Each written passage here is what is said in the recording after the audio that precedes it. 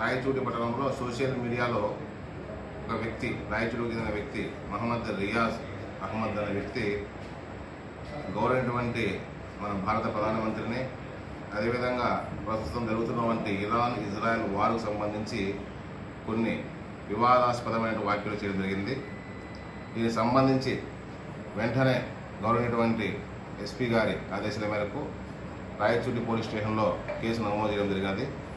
ఆ కేసులో నిందితుడైనటువంటి మహమ్మద్ రియాజ్ అనే వ్యక్తిని ఈరోజు అరెస్ట్ చేశాము. కోర్టు ముందు కూడా ప్రవేశపెట్టడం జరిగింది. ఈ సందర్భంగా అందరికీ తెలియజేయమనగా, సోషల్ మీడియాలో, ఇన్స్టాగ్రామ్లో, అదేవిధంగా ఫేస్బుక్లో వచ్చే వాటికి రియాక్ట్ అయ్యి ఎలాంటి కార్యక్రమాలు రాజకీయ నాయకులు కావచ్చు, లేదా ఇతరుల యొక్క వ్యక్తిగత విషయాలు కావచ్చు చేస్తూ దేశానికి సంబంధించిన విషయాలు రెచ్చగొట్టే విధంగా, కులాల మధ్య, అదేవిధంగా రాజకీయ పార్టీల మధ్య, మతాల మధ్య రెచ్చగొట్టే విధంగా ఎవరైనా వ్యాఖ్యలు చేస్తే వారి మీద పోలీసు వారు కఠినమైన చర్యలు తీసుకుంటారు.